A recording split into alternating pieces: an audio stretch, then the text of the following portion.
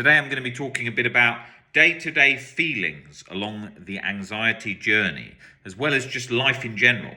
So what we tend to do is we tend to think of ourselves in states of emotion that don't change, which obviously isn't true. From the second you wake up to the second you go to bed, regardless of mood, the brain is processing. There's brain waves going on all the time. And you're going through a phase of waking up, getting more alert, then in the evening, winding down, getting tired, going to sleep. Parts of the day where you may feel that, where you might feel like you want to have a nap. Parts of the day where you suddenly feel more energetic, perhaps after a workout.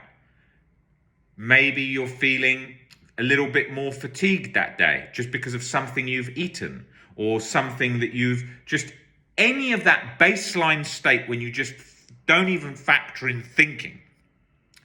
Now, when you've got OCD in the mix, you're obviously being taxed hard. It's like a war in your head 24/7 from the second you get up. And you know what that feels like if you've got OCD. The second you get up, it's that battle, and then you feel like, I want to get recovered by the time I get to work, and then you've got that complete battle to get it all sorted straight away. Now, what you're also doing is you're also taking your anxiety temperature 24/7 throughout the day. How do I feel right now? How am I feeling? How am I angry? Am I tired? All this, all the time, this internal to and fro all the time. Now, I don't even factor that in. I'm not talking about from a position of recovery and no chronic anxiety and chronic guilt that I experience today, but I'm talking about just general tiredness. I don't wake up and think, what kind of mood am I in? Oh, I'm going to adjust my day around it. I just get what I'm going to do done. And that's the same for working out. Some days when I'm at home and I'm working a lot, I work out in the living room and I'll just do a little bit of a workout. Then I'll do some emails and different things and calls. And then afterwards, I'll have a bit of a workout and maybe split it up like that. And when I'm doing that, I'm not thinking all the time, God, I'm tired after emails or whatever. I don't want to work out. I just do the working out. It's the same as all different exercises that you might not like. Like people don't tend to like the plank. I do like that because I think it's a mental endurance exercise, and I think it always just helps with so much stability and core strength, and it's just a fantastic exercise you can do anywhere. And particularly when I have to travel a lot in this job, I can always, there's usually a gym in a hotel, but I'm saying I can always, if I'm in a hotel room, do press-ups, do planks, do those kind of things, seat chair against the wall, and you feel that healthy feeling after doing the exercise. You get those endorphins going, and it keeps you strong, keeps the muscles good, and so that's often how I incorporate that into my life. But I'm not thinking, oh, I'm tired, oh, not this today. I just do it, and then you get that feeling after. So before you think, I'm tired, I don't want to do it, and then after you feel better, or sometimes you don't get that feeling after, the same as sometimes you don't always get the aching feeling after. Now, that's the same with OCD. What people tend to do is they're so used to being vigilant of how they feel, because when you've been stuck for a long time, you've got your eye like a hawk on that feeling, not wanting it to come into your life. And then it becomes like then it becomes this sort of constant watching of it and being vigilant of it and trying to make your life, like when you then feel a bit better, trying to cling to that. So you get the old internal control mechanism going as you're sort of clinging between one state to the next. I don't want to feel that state, but I want to feel this state. And often in these sort of TikTok and YouTube videos that you see a lot today, modern ones with a lot of hype all about mindset and stuff, people are talking all about like, what's your morning routine, feeling great all day. It's crap. People don't feel great all day, right? And we're going through this sort of hype times where everyone's talking about ice plunges they're doing and sharing it all the time and how to start the day and feel super motivated. Great. And it is great to start the day with exercise if you want and getting in an ice bath, all these things. But it's this notion of like being constantly like focused and waking up so early and like going for it all the time, feeling great. You ain't going to feel like that all the time. Like if you're in that zone, you're going to still feel like having a hamburger. You're still going to feel like you're a bit tired today, a bit fatigued, and sometimes you're going to want to have a rest. You're not going to be a Superman character that's physically like a robot. That's not going to happen. You're a human being. So you need to be realistic about that. And we've got this sort of culture today, this like super success culture, which is fantastic in terms of achieving things. People are learning lots of great things, but also people are working them like a machine and then getting very, very tired because they're overdoing it, because they're not getting the right balance. And that's a word we talk about a lot on this channel, balance, and it's key. And, you know, I had the opportunity over the years to, I managed, in the past, I've worked with Wim Hof, who does all the stuff to do with ice baths that you see all day long. And I've seen the mindset and how they do it and how he does it and how he's balanced in his approach in his way and how he comes in. There's a lot of thinking that goes into it. And that's like anything. Things aren't just clear cut, like I do some weights and then I feel great. There's a lot of thinking that goes into that. The same as there's a lot of thinking that goes into recovery. It's certainly not a simplistic thing where you just pick up a self-help book. Oh, thoughts are thoughts. I could just go to a library, to a bookshop right now, pick up 20 books on anxiety, put them on the table and tell you 10 points that are going to be the main bulk of all those books.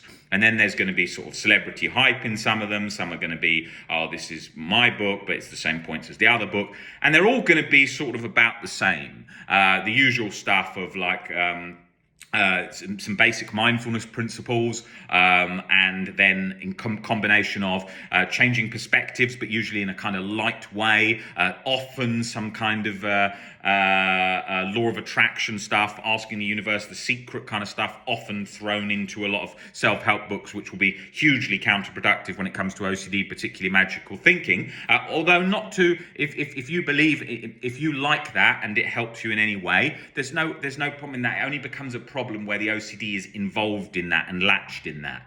So those books, I mean, when it comes to OCD, it will usually be along the lines of thoughts are thoughts, leaving thoughts there, changing a relationship with thoughts, which doesn't get underneath it. If you follow this channel, all our videos are a bulk of information about why that doesn't work. There's a lot going on in the brain. The brain isn't just leave a thought there. There's all the other mechanisms. If you've got somebody who's like really controlled, which is most of us with OCD, not in the sense that we're trying to control to get an answer. If I get that in place, then I can be at peace. If that's there, then I can be at peace. Then even if you are leaving thoughts there, that's going on, and control is like the soil that OCD and anxiety loves to flourish in. So that ain't gonna work, with that going on, and it certainly ain't gonna work if you're like OCD is latched, like stuck, fused to a particular core fear, and it won't budge because your brain's like, I'm not moving an inch, and you say to yourself, oh, it's just a 0.0001% risk, and the brain's like, I don't bloody care, locked on 24/7 guilt and anxiety. So we've got to be realistic. We've got to get under all of this stuff from all angles. So that's why we come with a whole lifestyle approach, changing life structure, changing how we're socially. So, I mean, if you've got somebody who comes in, which happens all the time, somebody comes in, I say, what's your life structure like? They're like, I play computer games all the time in a dimly lit room. I don't really get out of bed apart from while I work on a laptop in the morning. I'm eating mainly sugar and sweets for a short-term high. And I watch a lot of pornography and I don't have a relationship and I don't go and see people. If someone's saying that, that's really not going to be the direction they want to be going in life for OCD recovery. It's all stuff around comfort, even though they'll say, but I'm struggling so much, it's the only thing I can do. It isn't. You can do eating healthier. You can do some exercise. You can do getting out of bed and sitting at a desk. No matter how bad OCD is, you can usually manage those things. And that's the way to think of it, because life structure has to start like that. Then comes the reading, the books, the belief work, all the other stuff. How many people come into me, they see me for 10, 20 sessions, I say, how are you doing with the reading? They say, I haven't opened the book. That is not what you want to be doing. You don't want to be skim reading. You don't want to be not doing the reading. You've got an opportunity. You live at a time today where we have the opportunity to recover. You have the tools there to recover, but you've got to put them into practice. That's going to mean breaking down your beliefs. That's going to mean doing exposures. That's going to mean doing reading, and you can't avoid that. You've got to do it. And I can't highlight that enough, because it's like, if you study for an exam, I'm not talking about the whole notion of whether studying for a long time is worth it in today's world where it's changing and stuff, not that argument, but I'm saying in the world when you study for an exam and then you get a job, when you're going for a job, they've seen that you've been studying for a long time and you've you've completed certain things, and they see that you're somebody who's committed to things. The same as if somebody who is working out and you're not going to be in great shape without consistent working out. You can see it. Would I hire someone who's a personal trainer to train me who's never been to the gym? No. So you want to see commitment. You want to see commitment in things. So you want to see that someone is really going for something. And that's key. And so when you look at somebody who's studying for their GCSEs and they say to me, oh, I haven't got the energy to do anything, it's building that commitment into things. And that's key in all areas of life. Whether you're, you're trying, you've got to think in your life that everything that you're building has to come from a stable base. And the stable base is what you're putting in, okay? When I started writing about OCD years ago, I started tweeting one tweet at a time. And I'd been working with people with OCD for a long time before then, and I started tweeting one tweet at a time, and I thought, this is bloody worthless. I've tweeted out 4,000 tweets, and you get barely any likes, and you've got the algorithm and all this stuff. But then you get a response from somebody and they say, that really resonated with me. That really hit home. And you keep tweeting and you keep changing these things. And the same with the videos. And if you look now, we've done 1,300 videos, I think, with the largest YouTube channel for OCD. And the Facebook group is the most active OCD group in the world. To do that has been a daily habit change over and over for years. And that is exactly what you've got to build to recover. Reading, breaking down beliefs, exercise, healthy eating, looking at your philosophies, changing those beliefs, working on. Very hard to do on your own at times, hence why we work with people with one-to-one to help them to see that. But you've got to take the books, you've got to look at where your thinking is. I am scared of X. Am I catastrophizing my thinking? How am I thinking about that? Break that down. Oh, I'm scared of fear, panic. What can I do to challenge that? What can I do to bring that for the ride? All things building frustration tolerance, building knowledge. You do those steps consistently, over and over, you can recover from OCD. You do those steps consistently in your life, in the steps needed to achieve what you're trying to achieve. You will get there. Not guaranteed. There's uncertainty. But you have got to show a passion and interest into it. Don't treat it as some task that you're trying to just get out the way. Treat it as an opportunity to empower your life far beyond the average person's thinking, because the average person doesn't think anywhere near in this depth and have this opportunity to do all this stuff that you're doing. Do that. Work through the stages, you will recover. I remember seeing a thing that was saying, and people always say to me, oh yeah, where I live, it's so hard to get OCD help because there's a 1 year waiting list, and then when you go in, they say you only need about 4 or 5 sessions, and then you should be better. That approach will be looked at in the future as completely like we look at things in the past. You can't put deadlines on recovery. When I hear of these courses where people say, oh yeah, just come in for 5 sessions and that's it, you're done. How can you say that? How do you know someone's background? How do you know their thinking? I've never met anyone with chronic severe OCD that went in on a set course of a set number of sessions, just did it and recovered instantly. It doesn't work like that. They will learn tools, but they'll need to tweak them. They'll need to adjust them. They'll need to learn other things. It doesn't work that simplistically. And that's key, How many people call us that have been in different healthcare systems and say, oh yeah, I've just finished what they recommended and now I feel hopeless because they said that it's come to an end and I should be recovered by now. How can you say should be? Some people it takes 1 year, 2 years, 3 years, 4 years, 5 years, 1 month, for 2 months, 8 months, whatever, right? Life is about putting things in, yourself, energy, and then hoping for an outcome. But the outcome isn't guaranteed. If it was, you could go online and say, can I have a blueprint, please, to be a millionaire? Type it out, tick it off all the list, be millionaire in a few years. Doesn't work like that. You can do that with any example. Be a 100-meter sprinter, 3, 4, 5 years. Do the list, done. Doesn't work like that. We're under this false illusion with a lot of things today where people just say, if you work hard at everything, you will get there. No, you won't.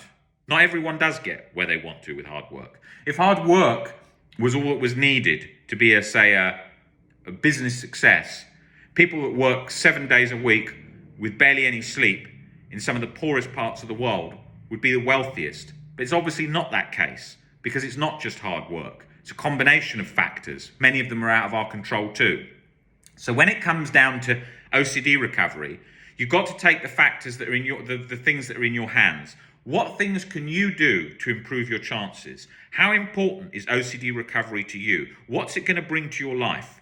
And tick that list. Go through that. Doesn't mean it's guaranteed recovery, but it's going to give you the best chances. What things can you do? How much does it mean to you? And then go for that. For me, it meant a lot because I knew that I would have mental energy, clarity to be able to achieve my goals and the things I wanted to do. I was fed up of having tight neck muscles in my neck, my back, completely locked up, where fatigue, where you want to lie down and every joint's hurting. That's what it felt like. And if you have OCD, you'll know that when you've got the physical symptoms of OCD. So you have to realize that as well to break through plateaus on the coasting journey, because you're going along and you think, oh, I haven't got the energy to do more, it's not worth it, whatever. But that's where you've got to put in that to get to the next level. So all these steps are so key along the journey. And if you look at anyone that you aspire to be like, you will see that that's how they went through their life, overcoming obstacles, overcoming difficult things by adapting and changing. And that's what OCD recovery is all about. It's a roller coaster ride full of obstacles that you have to keep going through and keep changing and keep tweaking till you get to your goal. And you will get there. You can recover. You're not broken. Persistence, practice, you will get there. If you want help with recovery, email us at info@ocdrecovery.com. You can have one-to-one sessions directly with me, Robert, or one of the other guys on my team. And we also do the webinars, which are nearly every week, covering most of the OCD themes. So we can help you with that in a group setting. All of it is done online, so it doesn't matter which location you're in. And we also have translators for most languages, and we can cover most time zones for the one-to-ones as well. So I think what you want to be thinking about today is what little things can you do today to make your chances of recovering better? What are those things? Just think of that. We tend to fixate on the long term. I've got to be recovered. How am I going to do it? It's like looking up at Mount Everest straight from the bottom when you haven't even climbed before. You've got to break it down into sections. Okay, I've got to do this. If I can do this, then I can do the next bit. And if I do that, I can do the next bit and the next bit and the next bit and the next bit. Do it like that. Break it down into segments. And it will seem easier then, because you'll think, oh, if I just got to read 5 pages of this book, can I do that? 10, 15, 20. Otherwise, we sort of blocked all the time by, I can't make this, I can't do this, this is too difficult, I'm never going to recover, and so on. So go with that. Best of luck, and there'll be lots more videos on this channel covering this stuff to help you along the journey.